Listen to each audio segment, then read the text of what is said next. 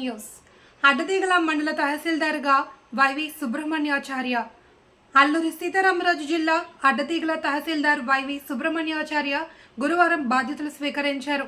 ఉన్నతాధికారుల ఆదేశాల మేరకు అడ్డతీగల తహసీల్దార్గా బాధ్యతలు చేపట్టడం జరిగింది. ఈయన ఈస్ట్ గోదావరి దేవరపల్లి మండలం నుండి వచ్చారు. తహసీల్దార్ ఆఫీస్ స్టాఫ్ ఆయనని మర్యాదపూర్వకంగా కలవడం జరిగింది. మరిన్ని వార్తల కొరకు 666 వార్తా ఛానల్ని సబ్స్క్రైబ్ చేసుకోండి.